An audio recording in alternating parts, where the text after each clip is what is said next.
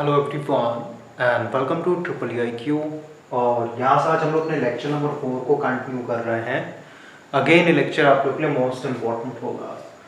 Lecture number 3 में हम लोगों ने डिस्ट्रीब्यूटेड वाइंडिंग के कॉन्सेप्ट को स्टार्ट किया था और हम लोगों ने एक स्टेटर को लेकर के, यहाँ पे स्टेटर का मतलब है कि हम लोग सिंक्रोनस मशीन और इंडक्शन मशीन के स्टेटर की बात कर रहे हैं और उसमें भी कौन सा 3 फेज को लेकर के। ओके, रोटर का भी कोई भी चीज स्टार्ट नहीं हुआ है, रोटर को हम लोग बाद में देखेंगे, पहले हम लोग स्टेटर कवर कर रहे हैं।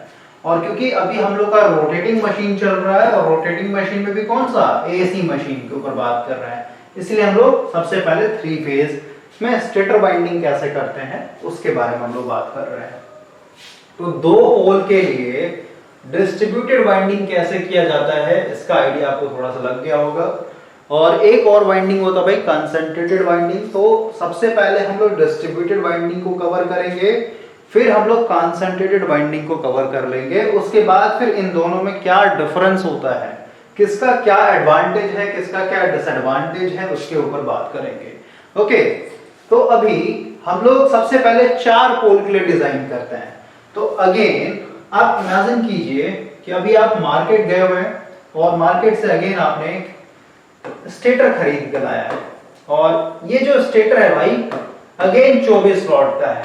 ओके, 24 स्लॉट 36 स्लॉट कितना भी आप मान करके चल सकते हैं यहाँ पे। तो 24 स्लॉट का बनाना मेरे लिए इजी होगा, इसलिए मैं यहाँ पे 24 स्लॉट लेके चल रहा हूँ। ऐसे 36 स्लॉट पे भी हम लोग एक वीडियो दे देंगे। तो सबसे पहले हम लोग यहाँ पे स्टेटर बनाते हैं।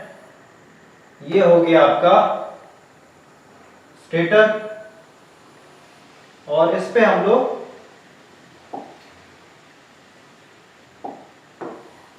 24 स्लॉट दिखा देते हैं। जैसे ये मान लेते हैं पहला, second, third, fourth, fifth, sixth, 7, 8, 9, 10, 11, 12, 13, 14, 15, 16, 17, 18, 19, 20, 21, 22, 23 और एक 24। क्लियर हुआ? अब हम लोग का थोड़ा सा नेमिंग भी कर लेते हैं हम लोग। ये मान लेते हैं आपका स्लॉट नंबर 1, 2, 3, 4, 5, 6, 7, 8, 9, 10, 11, 12, 13, 14, 15, 16, 17, 18, 19, 20, 21, 22, 23 और ये लास्ट आपका 24। अब हम लोग इसके अंदर क्या कर रहे हैं, 3 फेज वाइंडिंग कर रहे हैं। ओके, तो 3 फेज कहने का मतलब क्या है भाई कि यहां पे आपका R है, Y है और एक B है। यानी मार्केट से आपने क्या किया है, 3 तरीके का कॉइल खरीद के लाया, एक R के लिए, Y के लिए, B के लिए। ये आपका मान लेते हैं अगेन 1000 टन का कॉइल है, ये भी आपका 1000 टन का कॉइल है और ये भी आपका 1000 टन का कॉइल है। राइट, तो अभी आपने मार्केट से 3000 टन का कॉइल खरीद के लाया है और एक आपका स्टेटर खरीद के लाया गया है। अब हम लोग यहाँ पे अपने मन से 4 पोल बनाने का एक तरीके से डिसाइड कर रहे हैं। तो P इक्वल टू मैं यहाँ पे लिख देता हूँ 4 पोल हम लोग बनाना चाहते हैं, यानी 4 पोल के लिए एक तरीके से वाइंडिंग चल रहा है आपका। तो सबसे पहले भाई हम लोग देखते हैं कि 24 स्लॉट है मेरे पास, टोटल जो स्पेस है मेरे पास 24 स्लॉट है। तो एक फेज के लिए कितना स्पेस बचेगा या फिर ये एक फेज के हिस्से में कितना स्पेस आएगा। तो हम लोग लिख लेते हैं कि 24 स्लॉट 3 फेज के लिए है। राइट, इसको अगर मैं फ्लिप करके लिखूं यानी 3 स्लॉट्स, तो 3 फेज के लिए यहाँ पे 24 स्लॉट्स हैं। तो एक फेज के लिए कितना हो जाएगा, 24 डिवाइडेड बाय 3 कीजिएगा तो ऑटोमेटिक कितना आ जाएगा, 8 स्लॉट्स। क्लियर, यानी एक फेज के लिए 8 स्लॉट है, यानी R फेज को अगर डालना है 8 स्लॉट में इसको डिस्ट्रीब्यूट करके डालना है। Y के लिए भी 8, इसके लिए भी 8। ठीक है, तो इसको अगर 8 स्लॉट में डालना है तो सीधी सी बात है भाई, इसको हम लोग क्या करना पड़ेगा, ब्रेक डाउन करना पड़ेगा। कितने कॉइल में, क्योंकि 8 स्लॉट है इसका मतलब क्या 4 कॉइल मेरे को बनाना पड़ेगा, क्योंकि हर एक कॉइल का क्या होता है 2 कंडक्टर होता है, क्योंकि 2 कॉइल साइड होता है। तो 4 कॉइल होगा तो सीधी सी बात है 8 कॉइल साइड हो जाएगा। 8 कॉइल साइड क्या हो जाएगा, एक एक स्लॉट अपना ले लेगा, उसमें वो बैठ जाएगा, यानी फुल हो जाएगा 8 का 8 स्लॉट। तो अगेन हम लोग यहाँ पे 4 कॉइल बनाते हैं।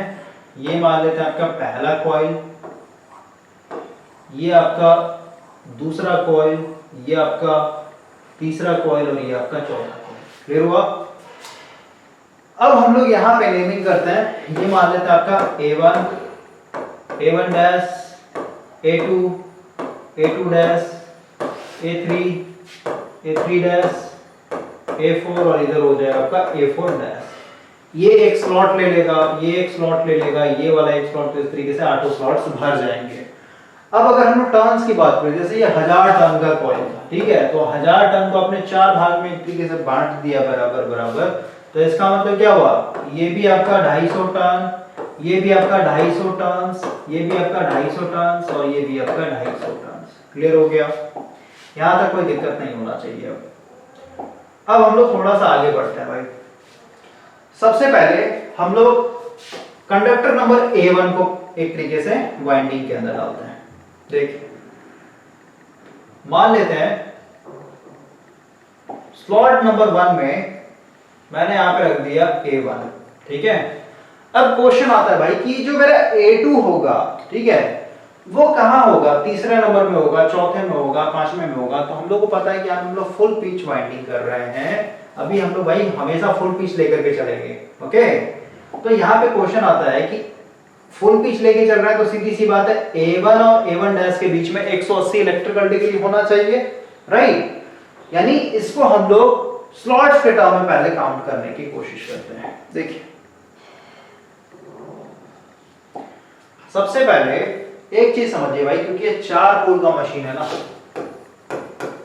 यहां पे थोड़ा सा आपको समझना होगा। देखिए, जो आपका आर फेज है, अभी पूरा का पूरा काम कर रहा है आर फेज के लिए।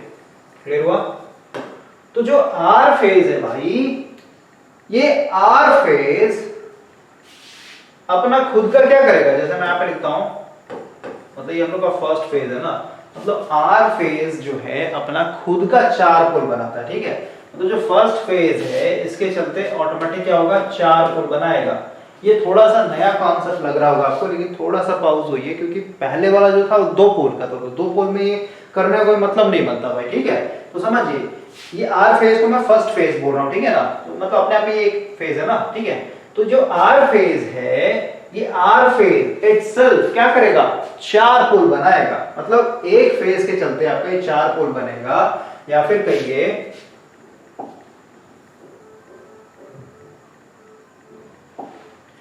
यहां पे जो 8 स्लॉट का स्पेस है, ठीक है, 8 स्लॉट का स्पेस जो दिया गया है, इससे 4 पोल बनेंगे।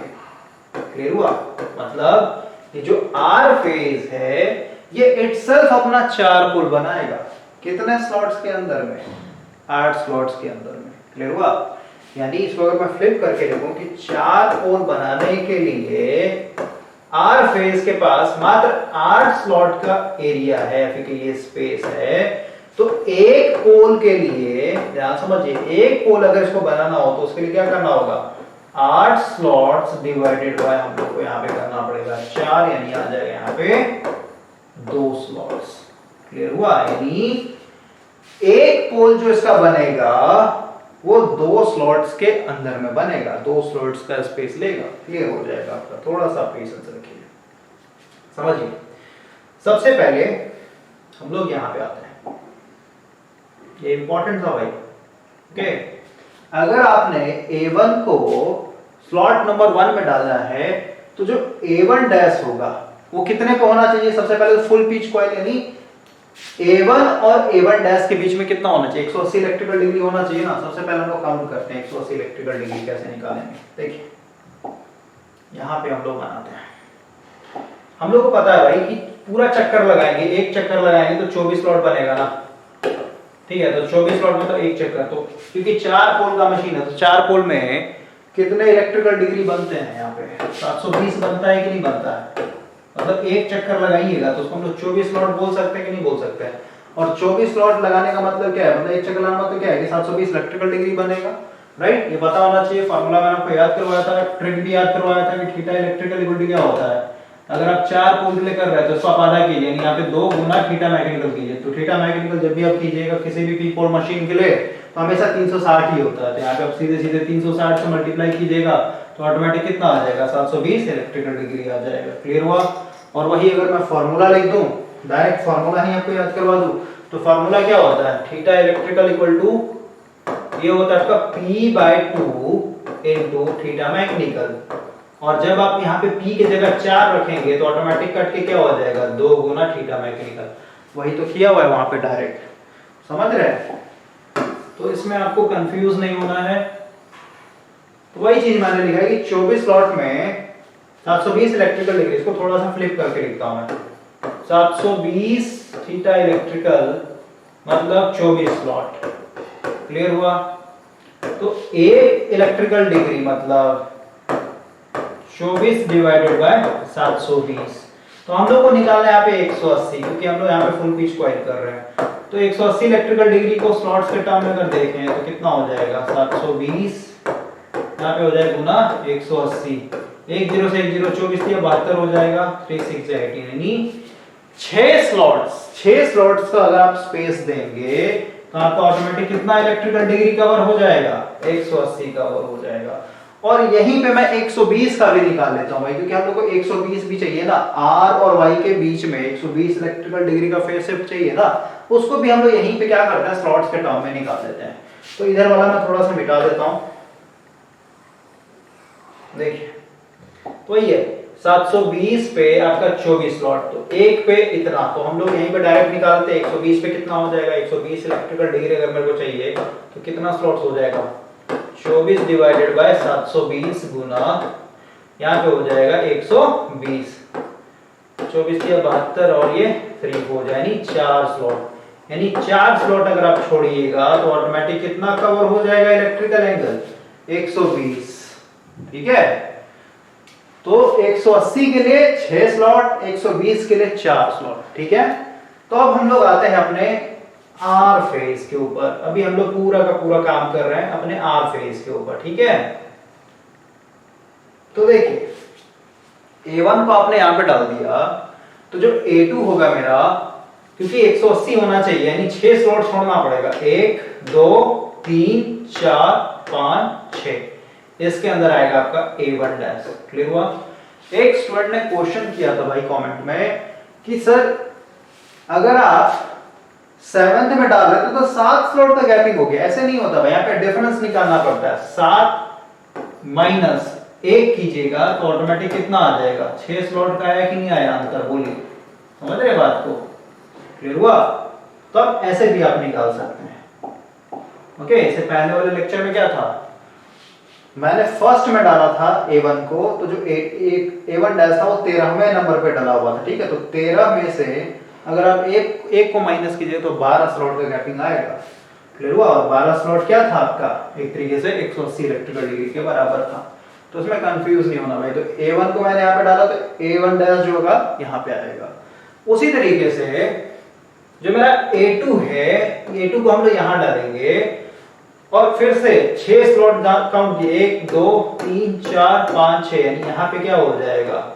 A2 डैश आ जाएगा। क्लियर हुआ? अब देखिए, अब यहाँ पे ध्यान से समझना है। अगर आप A3 को यहाँ पे कर देंगे तो ये गलत हो जाएगा आपका वाइंडिंग।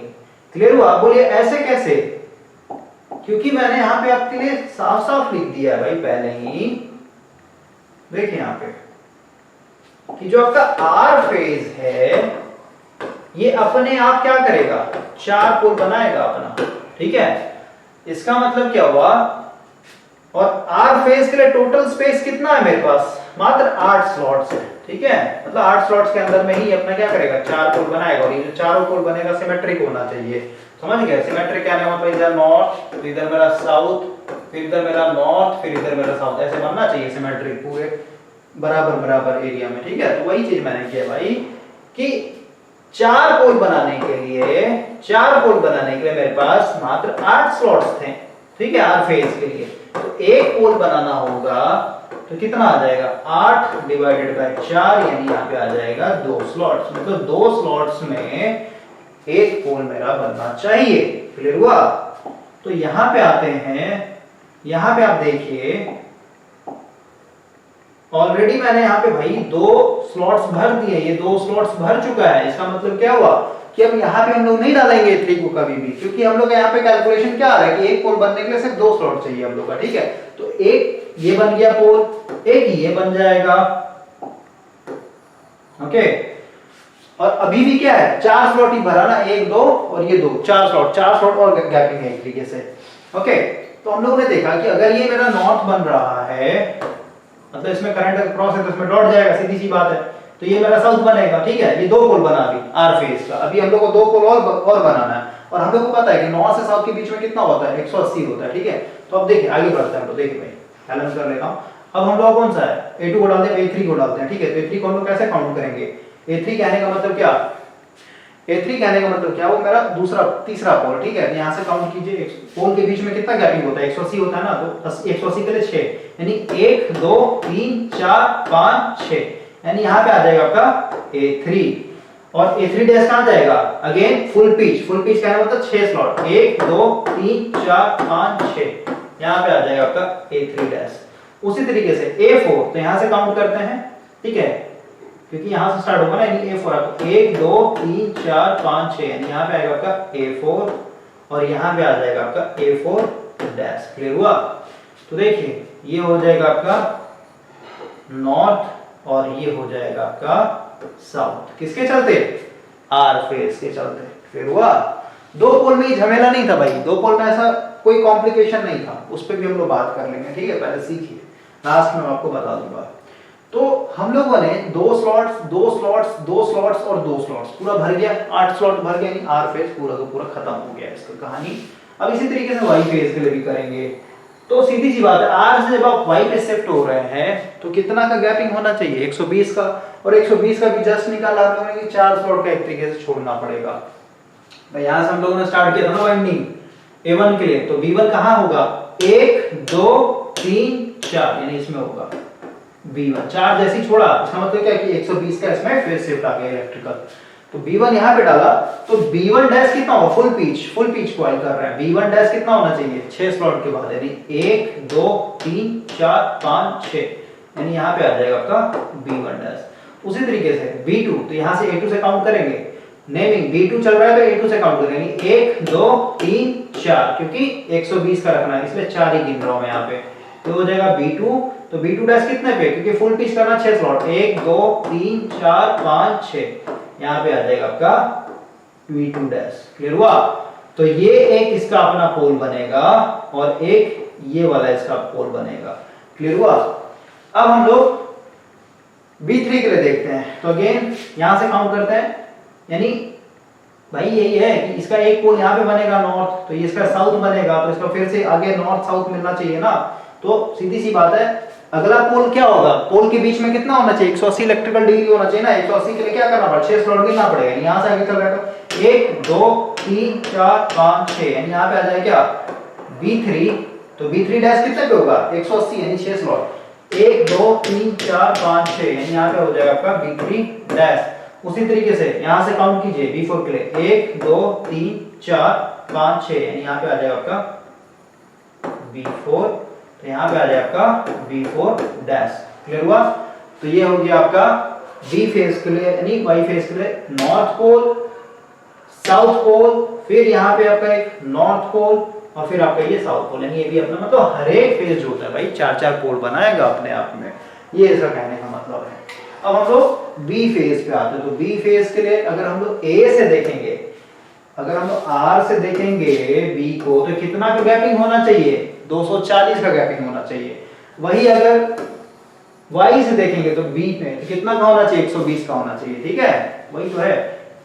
R से डायरेक्ट B पे जा रहा है तो 240, और 240 को अगर स्लॉट में देखें तो कितना हो जाएगा, 4 दूनी 8 स्लॉट छोड़ के भागना पड़ेगा, क्योंकि 4 स्लॉट मतलब 120, तो इसका दुगना करना पड़ेगा। ऐसे काउंट कर लेते हैं 1 2 3 4 5 6 7 8, ठीक है।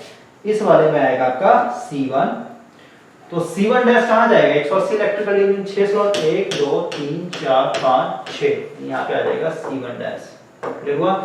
उसी तरीके से C2 के लिए यहां से A2 से काउंट कीजिए, ठीक है, 240 डिग्री यानी 8 स्लॉट, 1 2 3 4 5 6 7 8, ये खाली है एक तरीके से, यहाँ पे भी रखा है नहीं है कुछ भी, ये हो जाएगा C2। तो C2 डैश कितना है, 8 स्लॉट के बाद, मतलब 6 स्लॉट के बाद 1 2 3 4 5 6, ये हो जाएगा C2 डैश, क्लियर हुआ। अब C3 के लिए तो वो यहां से काउंट करते हैं, 1 2 3 4 5 6, देखिए सबसे पहले समझिए भाई, कलर चेंज करते हैं थोड़ा सा, देखिए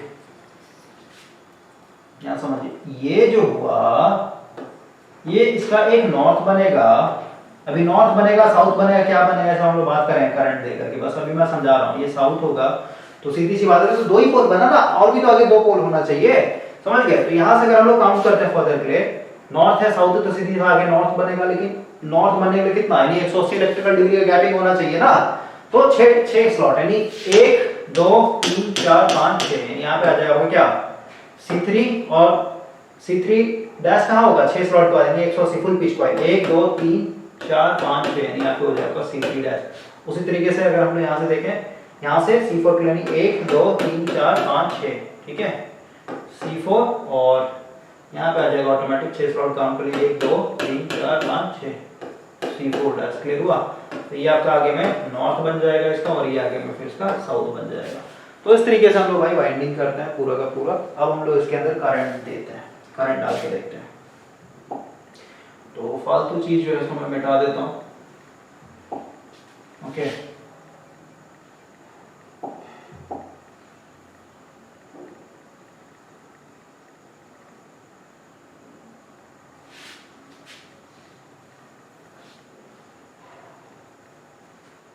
देखिए इसको भी मिटाई देते हैं हम लोग, इस साइड में भी।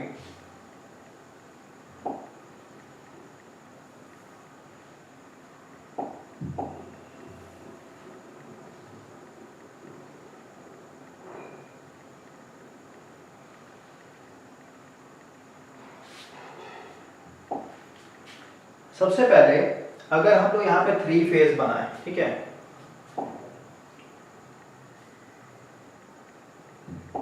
देखिए अगर यहाँ पे हम लोग 3 फेज सप्लाई बनाए,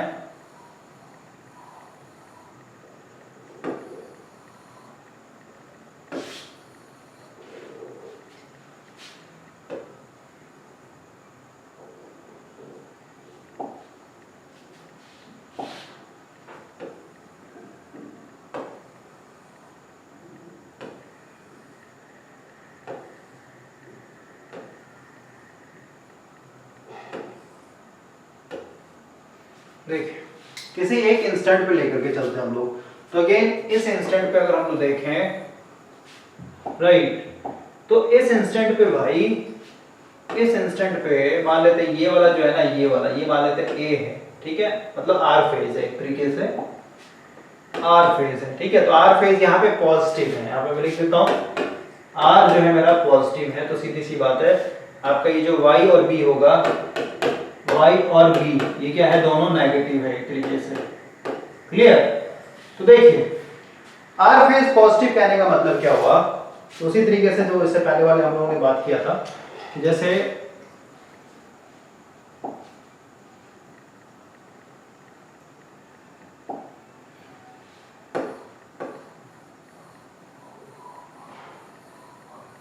ओके, इस तरीके से आप नाज़न कीजिए, और भी उधर आपका एक कॉइल है, तो इसमें अगर ऊपर जा रहा है तो इसमें नीचे, ठीक है, ये क्या होगा A1 डैश, ठीक है, A2 डैश, A3 डैश, उसी तरीके से A4 डैश, ठीक है। तो इसमें देख रहे हैं करंट ऊपर, इसमें नीचे, फिर ऊपर, फिर नीचे। तो ऊपर वाले को मैं यहाँ पे डॉट दिखाऊंगा भाई, ठीक है। मान लेते हैं कि जो A1 है, देखिए जो A1 है इसमें मैं ऊपर दिखा रहा, नहीं क्रॉस हो जाएगा, ठीक है। A2 में भी क्रॉस हो जाएगा, क्लियर हो गया।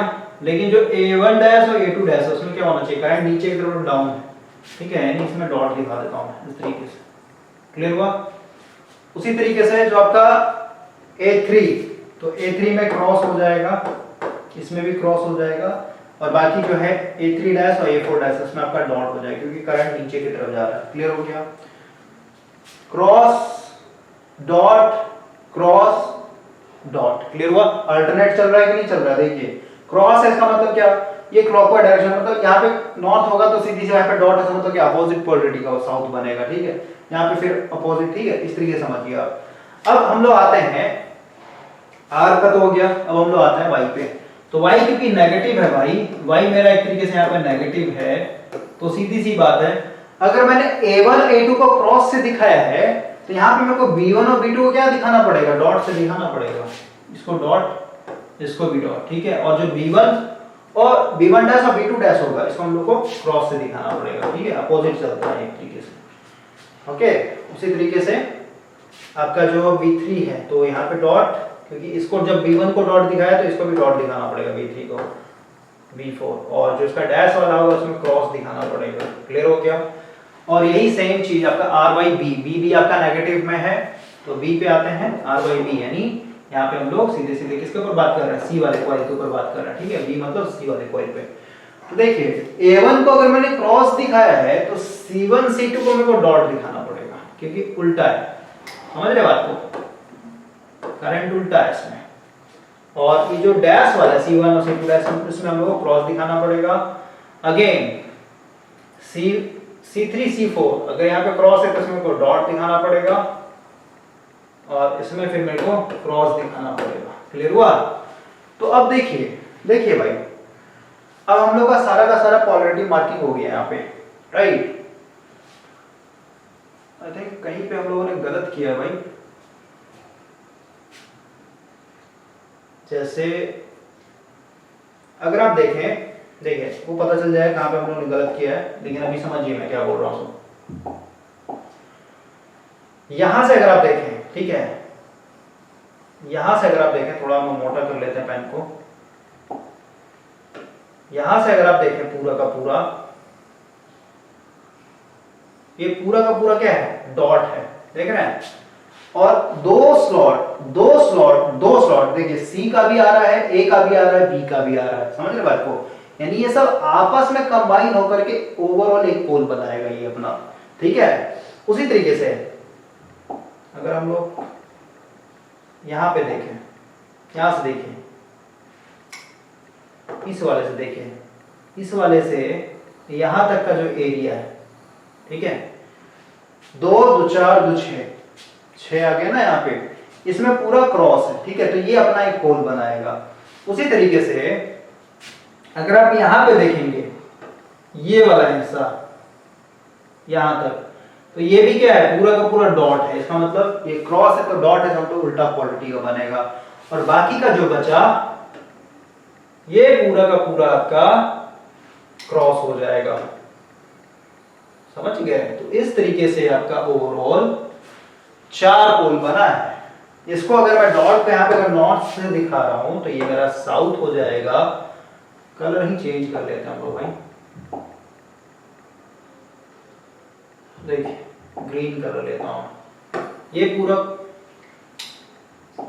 नॉर्थ हो रहा है अगर, तो ये मेरा साउथ बनेगा, ये अगेन नॉर्थ बनेगा, और ये अगेन मेरा साउथ बनेगा। क्लियर हुआ? ये आपको समझ में आ जाना चाहिए कैसे कैसे हम लोग यहाँ पे एक तरीके से, ये मतलब 4, ये जो तीनों फेज है ना, ये तीनों फेज का योगदान होता है ये सब पोल बनाने में। क्लियर हुआ? तो आई होप कि ये क्लियर हो जाना चाहिए। और डिस्ट्रीब्यूटेड इसलिए बोलते हैं भाई क्योंकि हम लोगों ने 3 मेन कॉइल को, ठीक है, स्टार्टिंग में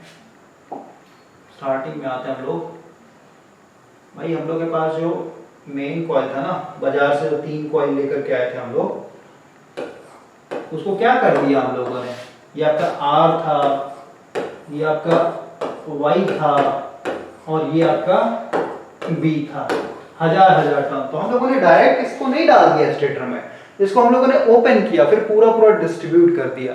ठीक है, तो डिस्ट्रीब्यूटेड वाइंडिंग में क्या होता है कि पूरा का पूरा जो स्टेटर का आपका स्पेस है, पूरा का पूरा स्टेटर का जो स्पेस है, ये यूटिलाइज हो जाता है। ठीक है, utilization of stator space is completely done here. Okay ना, यहाँ पे पूरा का पूरा एक तरीके से यूटिलाइज हो जा रहा है। लेकिन भाई कॉन्सेंट्रेटेड बाइंडिंग में आपका पूरा पूरा यूटिलाइज नहीं होता भाई, उस पर हम लोग बात करेंगे नेक्स्ट लेक्चर में। तो आई होप कि ये क्लियर हो गया होगा। एक लेक्चर और मैं दे दूंगा जिसमें हम लोग 36 स्लॉट के ऊपर बात करेंगे और उसमें 6 पोल डिजाइन करने की कोशिश करेंगे हम लोग। तो आई होप ये समझ में आ जाना चाहिए आपको। उसके बाद हम लोग कंसंट्रेटेड बाइंडिंग के ऊपर आ जाएंगे। कुछ मैं होमवर्क भी दूंगा, कुछ क्वेश्चन, जैसे क्वेश्चन था, ठीक है, तो इस क्वेश्चन को कैसे हम लोग लिखेंगे ये तो मैंने बस अपने मर्जी से आपको बता दिया ताकि आपको प्रैक्टिकली फील हो। ये क्वेश्चन कुछ ऐसा दिया रहेगा आपके बुक में कि आपके पास एक स्टेटर है, ठीक है, 3 फेज का एक स्टेटर है, ठीक है, 4 पोल है, 24 स्लॉट्स है। ओके, बस इतना डाटा दिया रहेगा, आपको यहाँ पे वाइंडिंग कर लेना है। क्लियर हुआ? ठीक है, तो इस तरीके से हम लोग वाइंडिंग कर लेंगे और ये सब इजी है भाई, कुछ है नहीं है सब में। ओके।